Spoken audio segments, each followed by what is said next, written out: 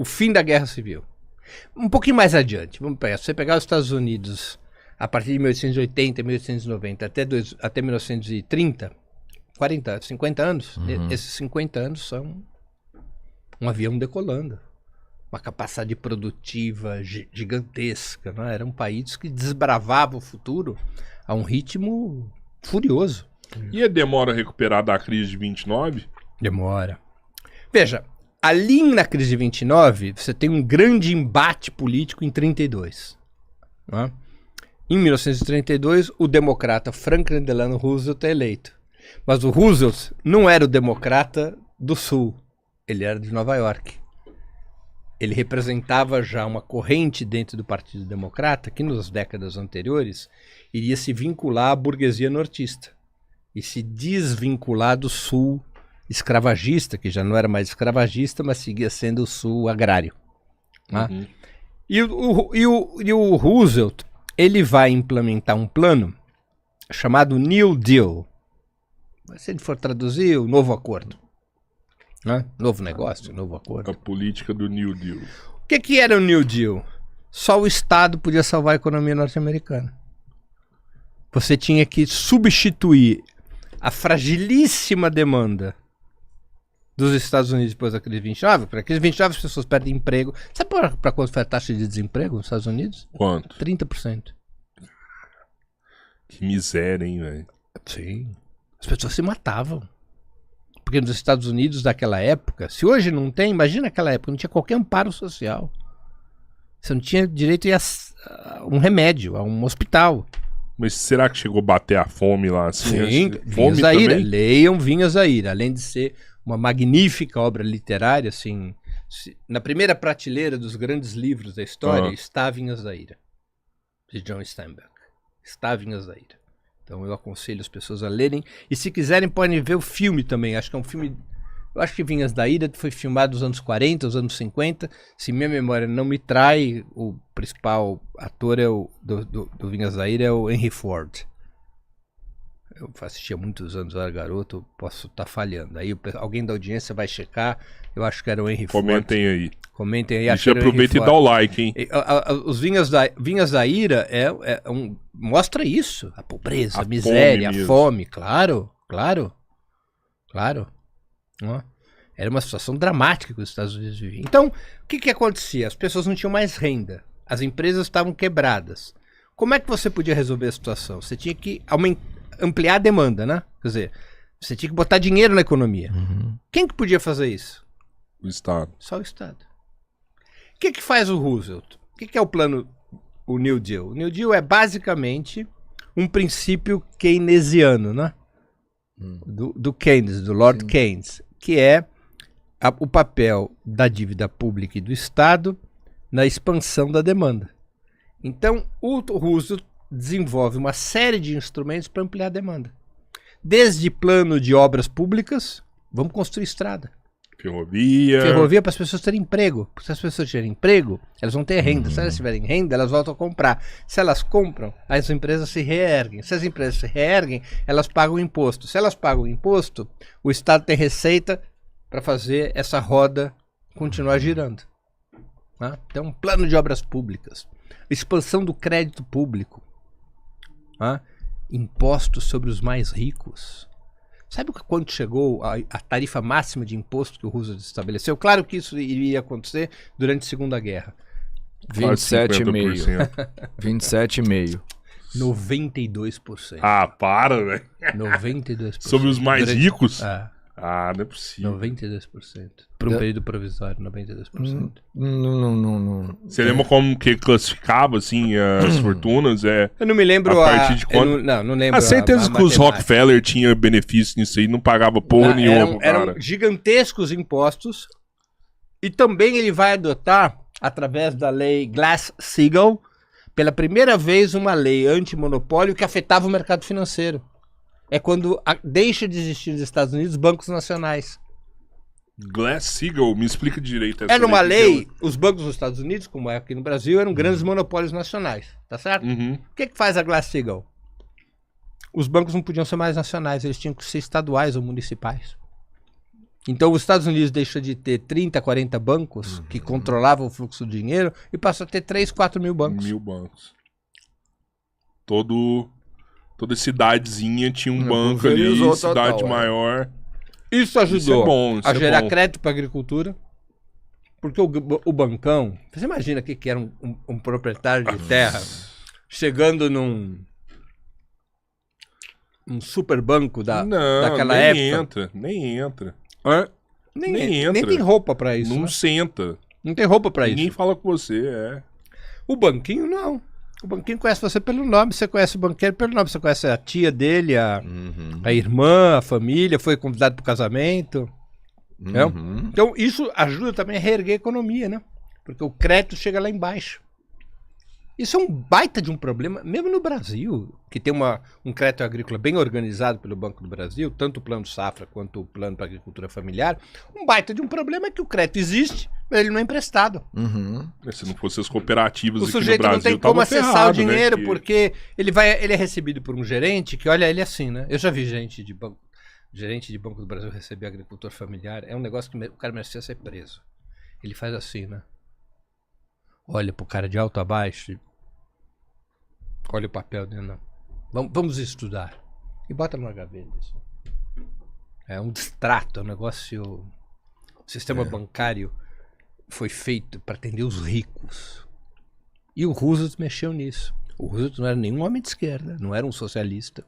O Roosevelt não mexeu nas leis de Jim Crow. O Roosevelt não mexeu na estrutura agrária do sul do país, mas o Roosevelt, ele encarnou, naquelas circunstâncias, um programa de reformas democráticas do capitalismo norte-americano, em boa medida, além da inspiração dada por seus assessores, e já pela obra que começava a ter destaque do Lord Cades, que era britânico, ele também foi inspirado pela União Soviética. Ele olhava para o planejamento soviético e falava, pô, esses caras sabem, esse caminho aqui do planejamento a gente não pode perder de vista. O Estado tem que ser um elemento de planificação da economia. Agora, o New Deal, ele é um plano que permite um certo avanço. Veja, o Roosevelt é eleito em 1932, pela primeira vez, derrotando os republicanos. Ele toma posse em janeiro de 33. Os primeiros anos foram difíceis. Aliás, o ápice da crise norte-americana pós-29 é em 34, não é em 29. A situação era muito... 29 ela explode, depois a situação era muito ruim. Mas o New Deal vai conseguindo avanços. Muitas vezes há uma superestimação do New Deal por razões de propaganda. Porque é bonito dizer que foi o New Deal que recuperou a economia norte-americana. Mas o que recuperou de verdade a economia norte-americana foi a Segunda Guerra Mundial. Não foi o New Deal. Porque, novamente, os Estados Unidos, de fora da guerra, nos seus primeiros momentos, 39, 40, até Pearl Harbor. Pearl Harbor é quanto? 7 de dezembro de 41. Não é isso, Pearl Harbor? Pesquisa aí. Pesquisa aí. Vai de 7 de dezembro de 41. Perna, Breno. Nem do aniversário do meu irmão. Os Estados Unidos tiveram aí... Não, mas checa isso, né? 7 de dezembro de 41. Às vezes eu confundo uma data.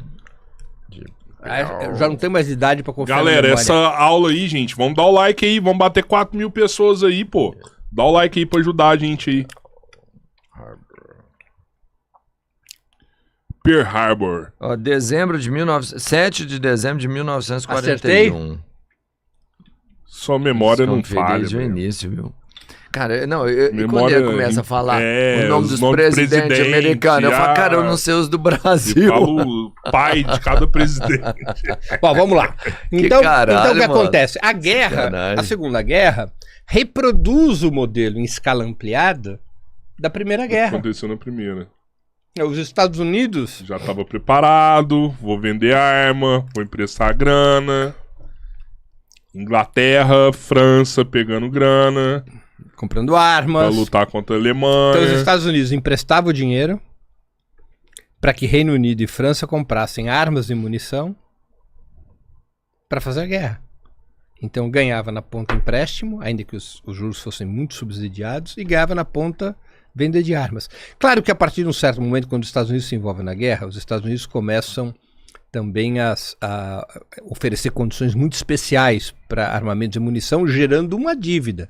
Sabe que essas armas que os Estados Unidos deu para o Reino Unido, para a França e até para a União Soviética, depois da invasão da União Soviética pela Alemanha em 22 de junho de 1941, virou tudo uma dívida que teve que ser paga, né? Não foi dinheiro dado. Mas os Estados Unidos ali na guerra, eles conseguem recompor a demanda interna. Recompor a demanda, perdão. Como é que recompõe a demanda? Recompõe a demanda por conta da expansão militar. E a expansão militar, ela vai acionar todo o circuito industrial norte-americano.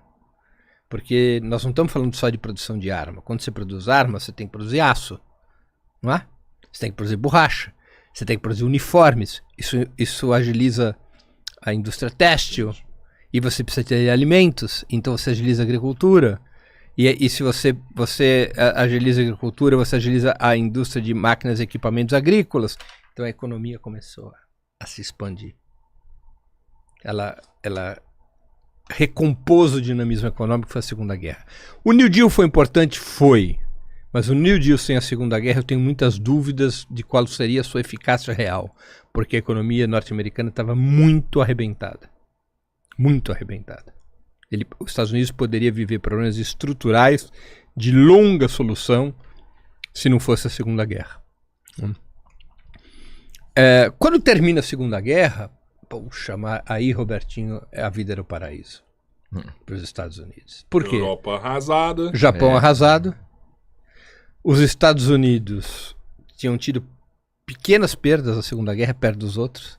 Né? Seu território tinha sido atingido em Pearl Harbor. Mas Pearl Harbor, pode falar palavrão aqui? Claro. Era no cu do mundo, né? Ali perto do Havaí. Que importa Pearl Harbor? Né? Então os Estados Unidos não tinham sido atingidos. Eles sabiam de Pearl Harbor antes do ataque acontecer? Dizem que não. Dizem que não? Não é dizem qualquer um, dizem. As pesquisas históricas, as investigações apontam para que não. Que houve erros da inteligência norte-americana. Mas existem teorias também que falam que os Estados Unidos sabiam dessa invasão e deixaram para que eles pudessem entrar na guerra também. Eles já tinham a historiografia dominante mostra erros de inteligência dos Estados Unidos sérios. Sérios. Eu acredito no Breno. Não é no Breno, tô dizendo. Não, na sua informação. Não, porque a outra teoria da conspiração que apareceu, que é o seguinte, que os Estados Unidos já tinham descobrido a criptografia das mensagens, ficaram sabendo do ataque, mas para não revelar que eles sabiam, já tinham quebrado a criptografia, eles deixaram acontecer, porque se eles de alguma forma intervêm... então eles ficaram sabendo. Eu não acredito que nenhum governo da história da humanidade aceite o nível de perda de Pearl Harbor, achando que as pessoas não saberão o que aconteceu. O risco político é gigantesco. Porque imagina se isso que é apresentado hoje por alguma historiografia conspiracionista fosse verdadeiro e viesse a ser descoberto um mês depois de Pearl Harbor, o que aconteceria com o governo Roosevelt? Não. Decapitado. Então, essas coisas ninguém... Você tem razão. Conspirar é fácil. Teoria conspiracionista é fácil. Difícil é governar. Quem governa, especialmente em democracias eleitorais, que depende do voto popular, não brinca com essas coisas. É aquela história, as Torres Gêmeas foram os próprios Estados Unidos que destruíram para começar a guerra ao terror no Oriente Médio. Minha gente. Isso é teoria, eu acho. Claro, você já imaginou se algo der errado e assim tivesse ocorrido e as pessoas viessem a saber que o George W. Bush facilitou um ataque que destruiu as 2 torres em Nova York. Matou milhares de americanos. Ele ia pra cadeira elétrica, né? Ele não é que ele ia perder a eleição, ele ia pra cadeira elétrica. Então essas coisas não são assim. Essas teorias conspiracionistas, elas têm que ser vistas sempre com muito cuidado. Mas de toda maneira, quando termina a guerra, Europa destruída, o Japão destruído, os Estados Unidos ígido, sua economia bombando, cheio de dinheiro e muito poder militar. O que faz os Estados Unidos? Eles criam um sistema imperialista. Veja, antes da Segunda Guerra nós tínhamos estados imperialistas. se a gente quiser usar esse termo, estados marcados pelo nacional imperialismo. Cada um cuidava do seu. Tinha o imperialismo norte-americano, o francês, o britânico, e assim ia. Não é? Inclusive guerreavam entre si, como foi a Primeira Guerra, uma guerra interimperialista. Alemanha, Áustria-Hungria e turcos otomanos de um lado, Reino Unido, França e depois Estados Unidos, e também Império Russo de outro, estados imperialistas em guerra. Né? A própria Primeira Guerra Mundial começa como uma guerra interimperialista, não é isso? A Alemanha atacando a Polônia, depois atacando outros países da Europa, finalmente a França e bombardeando o Reino Unido. Então os Estados Unidos tomam a seguinte decisão: não dá mais para os estados imperialistas brigarem entre si. Isso não é bom para os nossos interesses. Nós queremos todos os estados imperialistas sob um único comando. E o único comando é o nosso, porque nós temos as armas e nós temos os recursos financeiros para reconstruir a economia europeia e a economia japonesa. E tinha uma outra coisa, que acima de tudo, de tudo, havia emergido, além dos Estados Unidos na Segunda Guerra, havia emergido uma outra superpotência, que era a União Soviética, cujo objetivo era destruir o capitalismo. Portanto, os Estados Unidos se preparava para confrontar a União Soviética. E não dava para os estados imperialistas ficarem com disputas e guerras entre si. O sistema tinha que estar unificado para enfrentar a União Soviética. Então, ao contrário do que existia antes da Segunda Guerra Mundial, que eram estados imperialistas estabelecendo alianças, mas se confrontando entre si, depois de 1945 a gente passa a ter um sistema imperialista, com instituições financeiras, Banco Mundial, Fundo Monetário Internacional e assim por diante, e instituições militares. A OTAN é a mais conhecida delas, né? A Organização do Tratado do Atlântico Norte. É um sistema vertical, sob o comando dos Estados Unidos. É nesse momento que toda a Europa e o Japão passam a ser estados vassalos dos Estados Unidos, o que são até hoje. Estados vassalos. Porque os Estados Unidos é que... Primeiro, os Estados Unidos ocupam militarmente esses países todos, né? Quantas dezenas e dezenas de bases militares os Estados Unidos não têm na Europa e no Japão? Cercado ali, né? Não? Os Estados Unidos ocupa militarmente a Europa, nunca desocupou, nunca as bases militares foram desmontadas, nunca. E ocupa militarmente o Japão e a Coreia do Sul.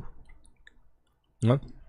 Então os Estados Unidos montam esse sistema baseado na sua força militar e na sua força econômica. Os Estados Unidos é que estavam emprestando os recursos para as economias se reerguerem.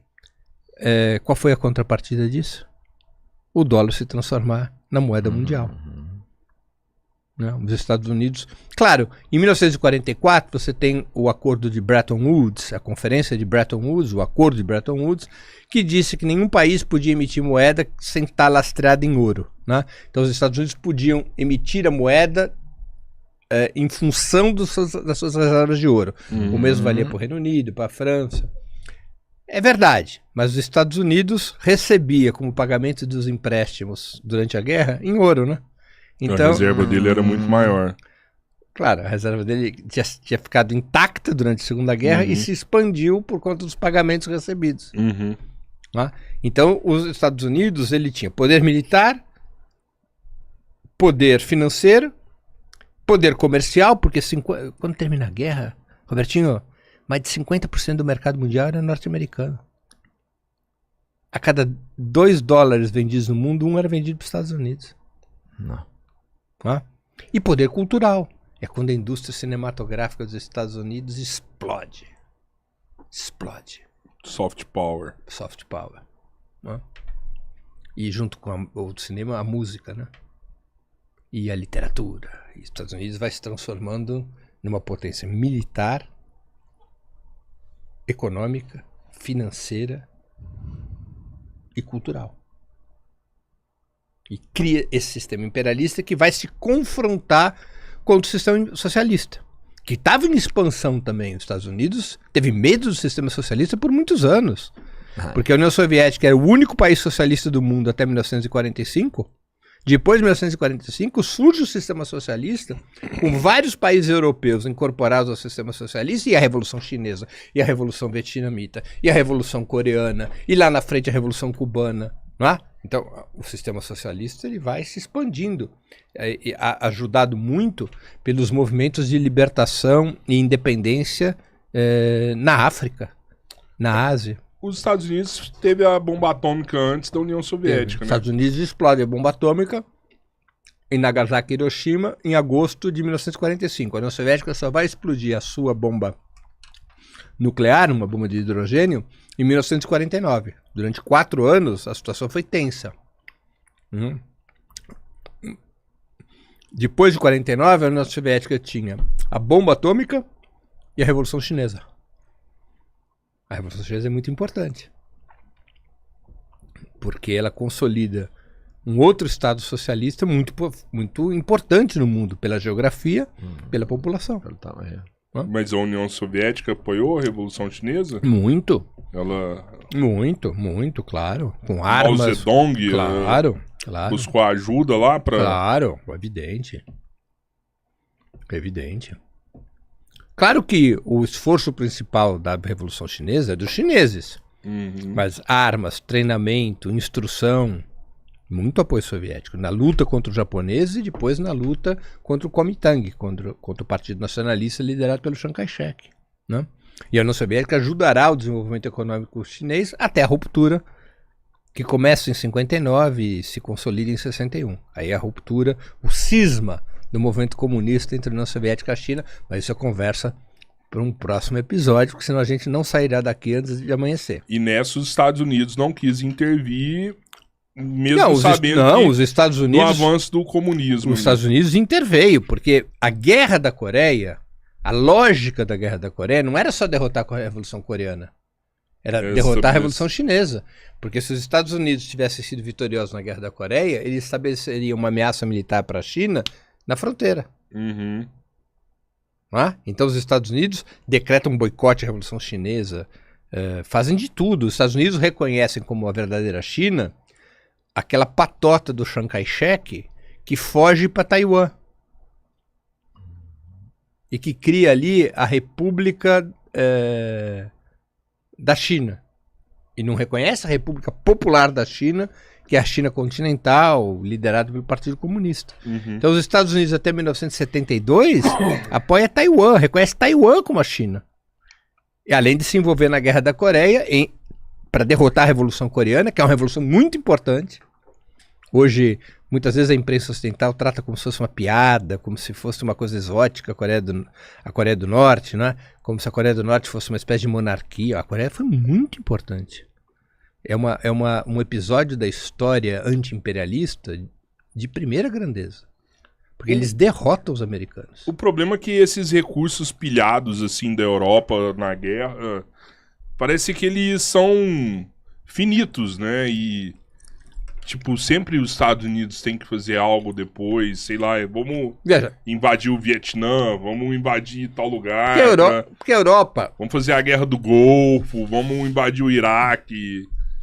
Porque a Europa é mais frágil economicamente que os Estados Unidos, isso é evidente, e a Europa é um anão político-militar. Que é a Europa?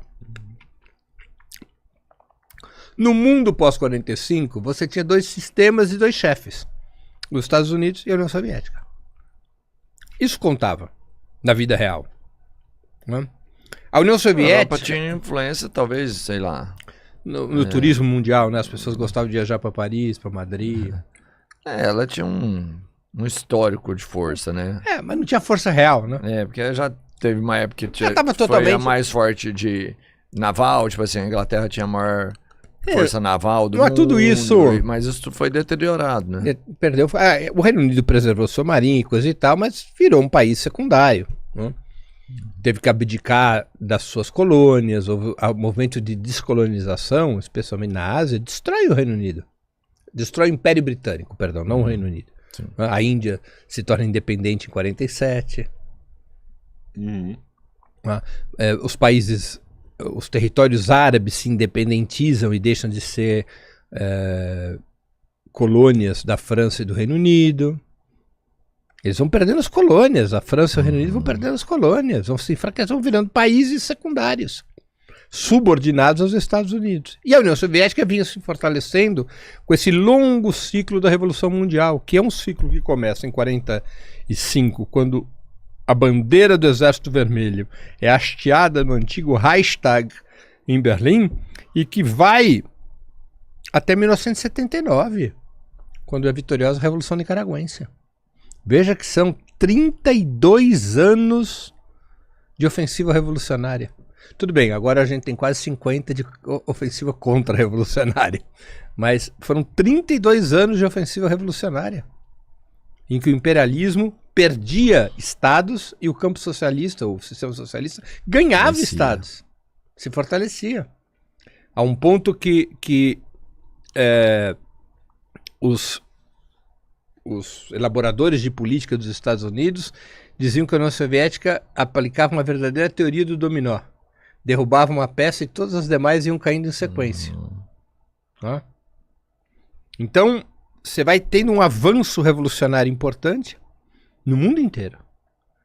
Qual é a base desse avanço revolucionário? Eu não tenho nenhuma dúvida. O triunfo da União Soviética sobre o nazismo. E o poderio militar que a União Soviética passou a ter. Aquilo foi... talvez tenha sido a grande epopeia da história militar. Como a União Soviética vence é a principal força na vitória sobre o nazismo e como isso angaria para a União Soviética um respeito mundial incrível. E esse respeito alimenta as forças revolucionárias, independentistas, anticoloniais, anti-imperialistas no mundo inteiro. No mundo inteiro.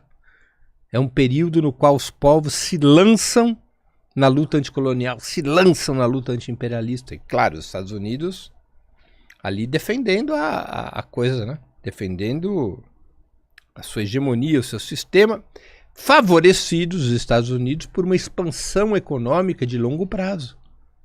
São os 30 anos dourados da economia norte-americana, né? De 45 a 75. 30 anos de expansão econômica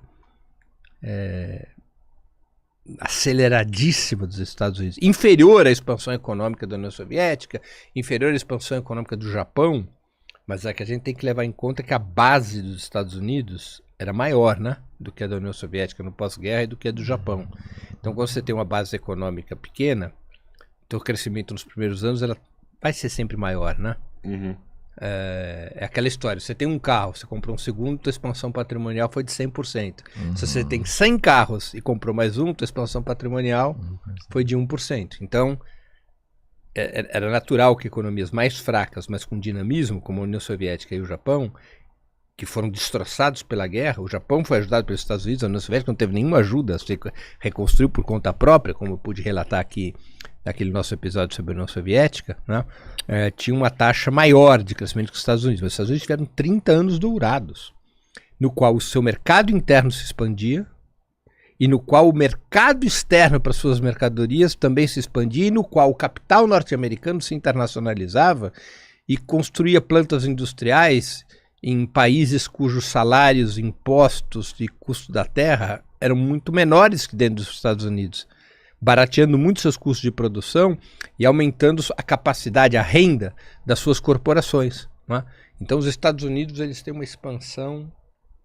Claro, os Estados Unidos começam a enfrentar problemas nos anos 60 e nos anos 70, né? O problema fundamental era que os Estados Unidos financiava em parte porque os Estados Unidos financiavam o sistema imperialista a partir da emissão do dólar. Na Guerra do Vietnã, essa expansão de dólar dispara, porque guerra é um jogo muito caro. Guerra é uma brincadeira caríssima, né? E aí os Estados Unidos, em 1971, presidido pelo Richard Nixon, Nixon tinha sido eleito em 68, e foi reeleito em 72 e renunciou em 74. Mas em 71, o Richard Nixon abandona o padrão ouro, rompe o acordo de Bretton Woods e diz: os Estados Unidos vão emitir dólar quando quiserem. Por quê? Porque a necessidade de emissão de títulos da dívida norte-americana para sustentar o déficit público tinha que superar os estoques de ouro dos Estados Unidos. Os estoques de ouro seriam um limitador para o endividamento norte-americano. Mas o Fed foi algo planejado pelo governo norte-americano ou pela classe burguesa dos Estados Unidos? A origem do Fed é muito antiga, né? Os banqueiros. A origem do Fed é muito antiga. Sim, é verdade, mas tiraram o padrão ouro. Eu posso emitir dólar agora. Isso foi uma decisão do governo norte-americano, porque isso não correspondia ao Banco Central. Porque o acordo de Bretton Woods não era assinado pelos bancos centrais. O acordo de Bretton Woods foi assinado pelos governos. Era um compromisso dos governos. O governo decide tirar o padrão Sim. ouro. O Nixon anuncia, nós estamos fora do padrão ouro. Nós vamos emitir a quantidade de moeda, através de títulos da dívida, que nós precisarmos. Sim. Tá? Porque isso beneficiou muito mais os bancos do que... Não, mas veja, num primeiro momento, isso permitiu aos Estados Unidos expandir sua dívida pública sem limites. E sem problemas, porque os Estados Unidos era o dono da moeda que estava sendo emitida. Ninguém, né? Uhum. Então, os Estados Unidos começaram a ampliar sua dívida pública para sustentar, começou a emitir mais e mais títulos para sustentar sua dívida pública e para já começar a enfrentar os primeiros problemas com a balança comercial. Porque, veja que irônico, e isso vai afetar a economia norte-americana mais ainda nos anos recentes, e é uma das razões pelas quais emerge com força política um cidadão como o Trump com um discurso nacionalista, com um discurso protecionista. O que vai acontecer? Na medida em que os Estados Unidos expandem as empresas, a atuação das suas empresas fora do país, essas empresas que produzem fora dos Estados Unidos passam a exportar para os Estados Unidos, tá certo? O que acontece com a balança comercial norte-americana? Que antes tinha essas empresas industriais dentro de casa. Vai gerando, elas vão colaborando para o déficit comercial do país. Você vai criando empresas fora dos Estados Unidos e as matrizes passam a importar das filiais. Então, o desenvolvimento industrial, o desenvolvimento das grandes corporações industriais fora das fronteiras norte-americanas vai exercendo uma pressão sobre o déficit comercial. Isso vai atingir um patamar elevadíssimo depois dos anos 80, quando o fator China faz com que muitas empresas norte-americanas busquem os salários mais baixos, as terras mais baratas e os impostos mais suaves na China, e a partir da China passam a exportar para outros países e para os próprios Estados Unidos. Mas esse movimento ele já começa a ser perceptível nos anos 70, ele começa a dar seus primeiros passos nos anos 70. Vai surgir nos Estados Unidos o que depois viria a ser chamado dos déficits gêmeos. Um déficit ao público, outro déficit ao comercial. Né? E o déficit comercial, o déficit fiscal, ele vai financiando o déficit comercial. Não é isso? Então, isso vai criando uma situação nos Estados Unidos ali já nos anos 70, transitando para os anos 80, que leva o governo norte-americano, porque aquela situação, ela vai gerando problemas no desenvolvimento do capitalismo norte-americano. Vão surgindo fenômenos como inflação, queda da taxa de crescimento, né? Queda da taxa de lucro das empresas, porque esses déficits gêmeos, na medida em que eles evoluem, eles estancam a demanda, né? Eles afetam a demanda. Né? Então, essas debilidades que o capitalismo norte-americano terá internamente, especialmente porque esses déficits gêmeos eles provocam excesso de capitais, ou seja, o capital vai se avolumando cada vez mais, e esse capital, aquela conversa que a gente já teve há pouco, esse capital ele precisa ser investido, né? Além desse capital precisar ser investido, na medida em que a possibilidade de expansão do mercado interno vai atingindo um limite, você precisa reduzir custos de produção. Neste clima de excesso de capital, altos custos de produção, é que surge como expressão institucional dessa financiarização da economia norte-americana, é que surgem as políticas neoliberais. O que eram as políticas neoliberais? As políticas neoliberais, basicamente, buscavam garantir que aquele capital acumulado ele voltasse a ter rentabilidade. Para ele voltar a ter rentabilidade, você precisava desregulamentar os direitos trabalhistas, você precisava enfraquecer os sindicatos, você precisava precarizar a força de trabalho, você precisava privatizar para abrir novos negócios para aquele capital, você precisava reduzir os impostos para aumentar o lucro, e para reduzir os impostos você tinha que diminuir os serviços públicos, Você tinha que diminuir os gastos do Estado. Tá? Então é um conjunto de políticas que buscavam oferecer uma nova rentabilidade ao capital acumulado.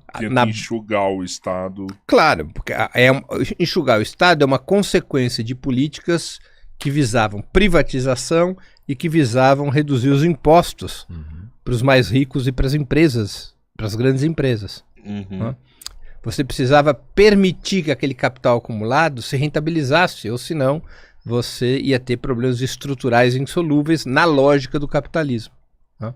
Então, essas políticas que são adotadas a partir do governo Nixon e mais adiante no sucessor dele, no governo Ford, no governo de Jimmy Carter, em todos os governos norte-americanos depois dos anos 80, essas políticas vão permitir um movimento do seguinte tipo: as grandes corporações norte-americanas recuperariam seus lucros de forma estupenda, especialmente fora do